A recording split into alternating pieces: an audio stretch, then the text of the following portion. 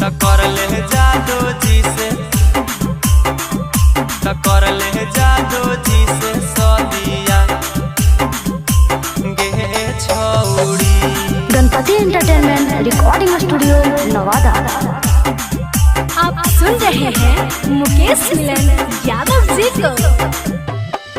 अगे हीरे लगहन में लगबाइले हरदिया गे छौड़ी।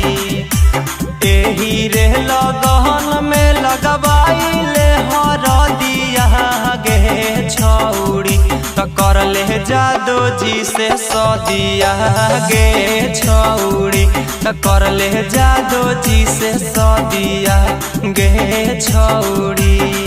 अगे खुल जैतौ किस्मत चमक जैतौ भगिया गे छौड़ी। अगे खुल जैतौ किस्मत चमक जैतौ भगिया गे छौड़ी। त कर ले जादू जी से सदिया गे छौड़ी। त कर ले जादू जी से सदिया गे छौड़ी।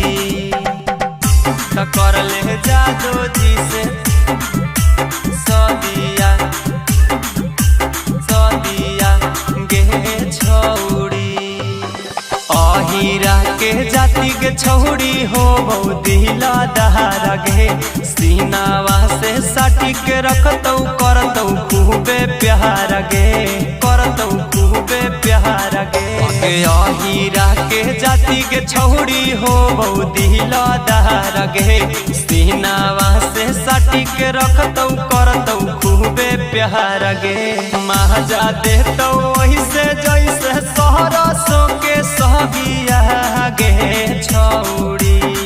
हमें महाजा देतौ वही से जैसे सरसों के सगिया गे छौड़ी। त कर ले जादू जी से सदिया गे छौड़ी। त कर ले जादू जी से सदिया गे छौड़ी। त कर ले जादू जी से सदिया सदिया गे छौड़ी। रोजे रोज पिलैतौ छौड़ी दूध दही माठा गे। दूबर शरीर तोर हो जैतौ हाथा काठा गे, जैतौ हाथा काठा गे।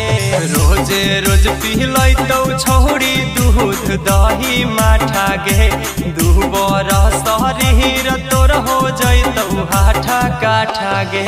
बिपिन मिलन तोर बुतैतौ रोजे हगिया गे छौड़ी। हग गणपति पंकज तोर बुतैतौ रोजे हगिया गे छौड़ी।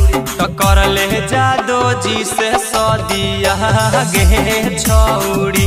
त कर ले जादू जी से सदिया गे छौड़ी।